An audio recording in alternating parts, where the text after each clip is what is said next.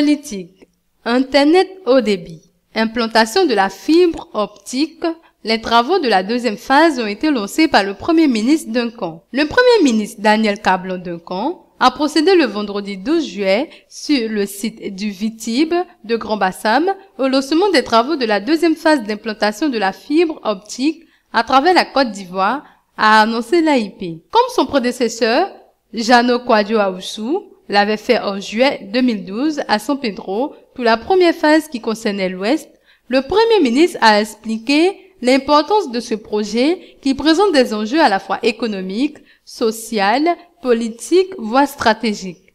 Raison pour laquelle le président de la République, Alassane Ouattara, place au rang de priorité le projet de fibre optique haut débit. Le ministre de la Poste et des Technologies de l'Information et de la Communication, Bruno Koné, convaincu que les TIC sont assurément un catalyseur pour l'émergence de la Côte d'Ivoire, a fait observer qu'investir dans les TIC, c'est investir dans le futur. Le chef du projet, Eloge Soro, a présenté les caractéristiques de l'infrastructure dont les travaux vont durer 8 mois. Il s'agit de la transmission à base de fibres optiques fortement maillée qui viendra en complément des réseaux de fibres optiques existants. D'une longueur d'environ 549 km, cette deuxième phase reliera Bassam à Bonois via Abidjan. Ce parcours suit la route nationale A1. Le backbone de l'Est permettra de connecter toutes les localités au réseau de télécommunications nationales en vue de désenclaver la zone Est du territoire ivoirien.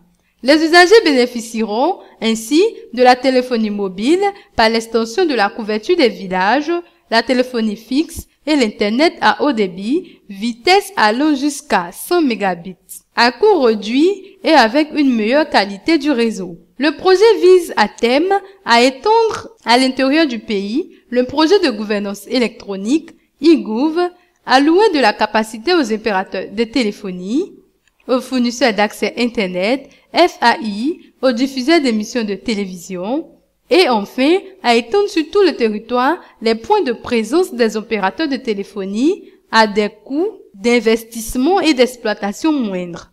L'infrastructure permettra également les applications de visioconférence haute définition indispensables pour le téléenseignement et la télémédecine, la télévision numérique en HD et d'autres applications innovantes que les acteurs du secteur ne manqueront pas de développer. Le coût du projet du réseau national haut débit est évalué à 106,794 milliards de francs CFA, soit 163 millions d'euros pour 6700 km financés par l'ancien Fonds national des télécommunications, FNT, et sa construction nécessitera 5 ans.